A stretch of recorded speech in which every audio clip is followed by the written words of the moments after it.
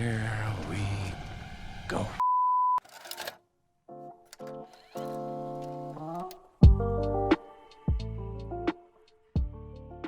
As someone who was a huge fan of the first Smile movie and it ended up being one of my favorite movies of that year, I was eagerly awaiting whatever would come next from this franchise now. Writer-director Parker Finn has returned. It's a new story with new characters, and you can tell that they really upped the ante with this one, and mostly all of the bigger swings that they take work. It's pretty impressive that this movie works, for me at least, as much as it did, because with a movie like we just saw recently, Joker Folie à Deux, which takes a lot of big swings and totally shoots for a new genre entirely too. It's a weird comparison, I know, but to see a very established director like Todd Phillips be able to fumble in that regard, and then Parker Finn, who is very much so not as established as Todd Phillips, to come in and take some bold swings, it's something that I need to applaud him for, at least. The movie has an explosive opening. I saw this movie in Dolby, and the sound just knocks your socks off, and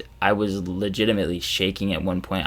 It was such a visceral experience. This was a harder to watch sequel. There are moments in here where I was wincing, but I also couldn't really take my eyes off the screen. It's much gorier and much more intense, especially when it comes to the violence. They don't really shy away from showing bones breaking, faces being ripped off. I mean, we saw glimpses of that in the first movie, but the effects and makeup in this movie, they go for a lot more, especially on screen. And for viewers, especially if you're queasy and you don't like seeing violence, and really stay away from this one then. And speaking of Parker Finn, I love how he directs this movie. The cinematography, how they zoom in, they follow the characters, some tracking shots, the characters' faces, they're close up. He carries on with the upside down shots that kind of feel on the nose. It's like, turn that frown upside down, like we get what you're doing. So that's still here, but there's not as many on the nose shots I personally found as there was in the first. If anything, the close-ups just add to the intensity, the claustrophobic nature, and especially how intense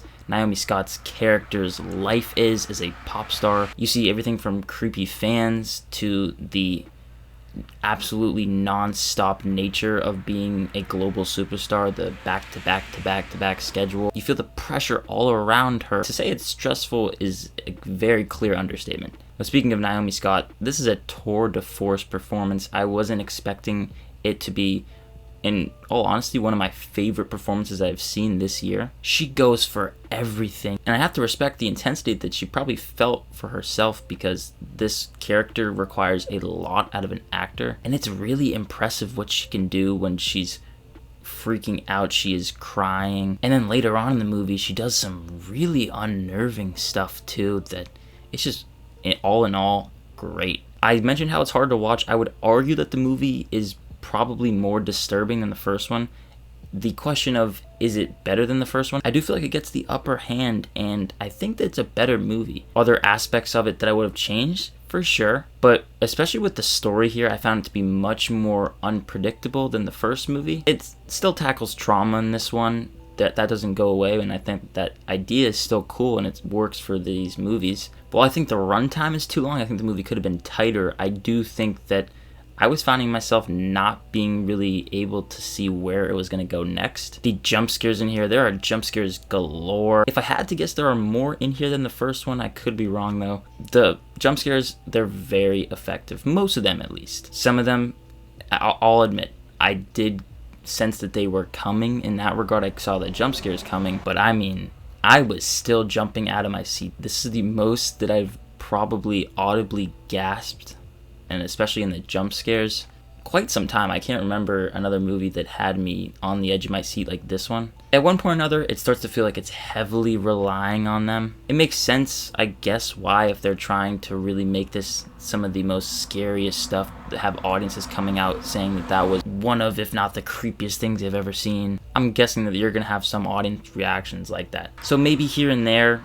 cut out some of the more predictable ones, but the unpredictable ones, they get you and catch you completely off guard. When you're talking about feeling the pressure all around of this lead character, it feels like you're right in her shoes. The movie does a great job at just putting you in every single situation that she has, and you can't really blame her for acting out when she does. The people that she surrounds herself with, they don't really care for her all that much. Rather, they care for her career more and where it goes forward.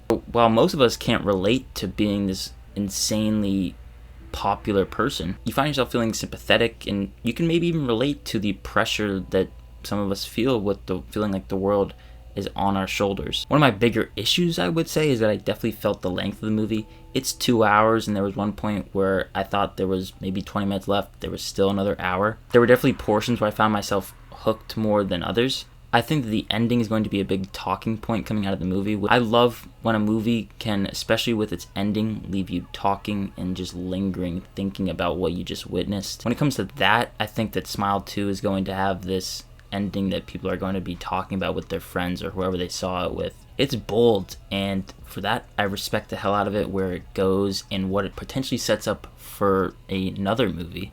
Doesn't add up though, and I feel like it went for the shock value more than trying to make some sort of sense. I think it's possible to go for shock value and then have an ending that does add up, but that's not the case with Smile 2, unfortunately. But as a sequel, as a movie overall, I respect the hell out of it. I don't think it was just seeing it in a theater. I think that the viewing experience here, however you watch it, you are going to feel the intensity. And the movie deserves a lot of credit for doing that. Smile 2 ups the ante, it takes bold swings, and by the end of it, I was walking out of the theater going, damn, that was really cool. I'm gonna give Smile 2 a B+, and I would highly recommend going to see this one in a theater.